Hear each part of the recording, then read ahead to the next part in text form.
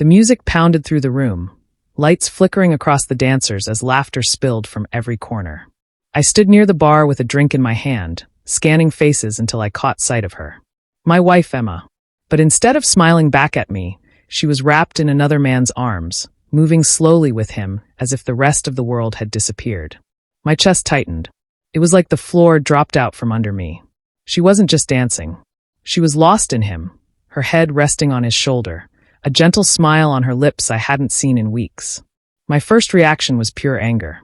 Every muscle in my body stiffened as I squeezed my glass.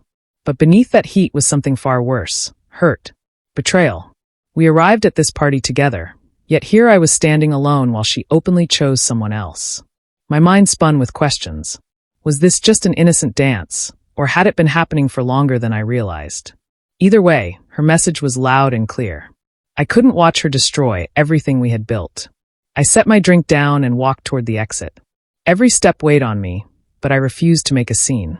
If she wanted to embarrass me in front of everyone, I wouldn't give her the pleasure of watching me beg or argue. My silence would speak for itself. I slipped into my jacket, pushed open the door, and stepped into the cool night. For me, this felt like the end. The street outside was calm compared to the chaos behind me. I walked slowly, exhaling clouds of breath into the cold air, trying to steady myself. I thought about our years together, the vows, the late-night conversations, the dreams we once shared. How had we ended up here? Had I missed the warning signs? Maybe I had grown too comfortable, assuming love alone would carry us through. Tonight proved it wasn't enough. When I reached my car, I leaned against it, staring at the pavement. My phone buzzed in my pocket, but I didn't look at it. I didn't need excuses or half-truths. I had seen all I needed to see. I pulled out my keys, ready to leave everything behind, when hurried footsteps cut through the silence. "Wait!" Her voice shaky, breathless.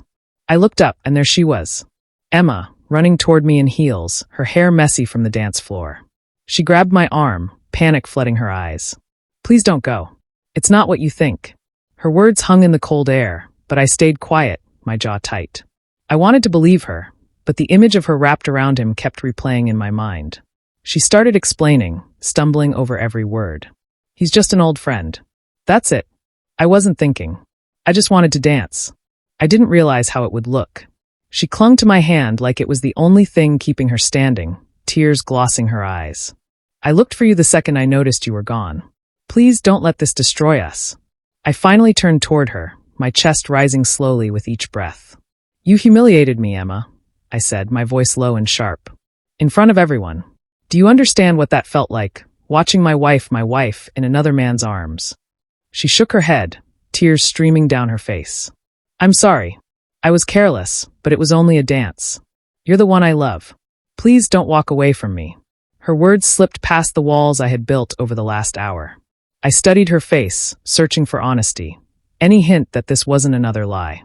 What I saw wasn't manipulation. It was fear. Fear of losing me. The anger didn't vanish, but it softened into something quieter. Disappointment, sadness, and yes, maybe still love.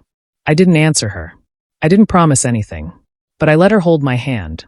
And for her, that was enough. We didn't go back into the party. We drove home in silence, her hand resting on mine the whole way, as if afraid I'd disappear if she loosened her grip. The road ahead was uncertain. Trust had to be rebuilt, wounds had to be healed. But as I sat beside her, one truth settled in. Sometimes a betrayal doesn't end a marriage immediately. Sometimes it becomes the fire that forces you to face everything you've been avoiding.